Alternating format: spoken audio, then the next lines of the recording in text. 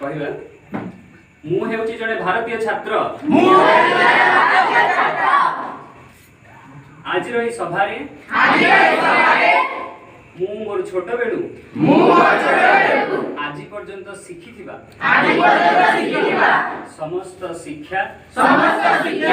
ନୈତିକତା ଓ ସଂସ୍କାରକୁ ଦ୍ୱାହିରେ ରଖି ଶପଥ କରୁଛି ଯେ ମୋର ଜୀବନର ପ୍ରଥମ ଗୁରୁ ମାନେ ମୋ ମା ଏବଂ ମୋ ଜୀବନର ଦ୍ୱିତୀୟ ଗୁରୁ ମାନେ ମୋ ବାପା ଏବଂ ଏହି ଶିକ୍ଷକ ସମାଜ ପ୍ରତି କଦାପि ହେଲେ ବି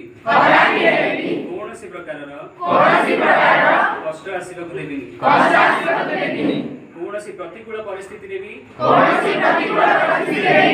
ସେମାନଙ୍କ ସହାୟତା କରିବାରୁ ପଛଘୁଞ୍ଚା ଦେବିନି ମାନବ ସମାଜ ପ୍ରତି ଢେର ସେବା କରିବି ଏବଂ ସମୟର କ୍ରମେ ଯେଉଁ ବୃତ୍ତି କରୁଥିଲେ ବି ସୁଯୋଗ ମିଳିଲେ ଦେଶର ନୂତନ ପିଢ଼ି ମାନଙ୍କ ପାଇଁ ଶିକ୍ଷା ପ୍ରଦାନ କରିବି।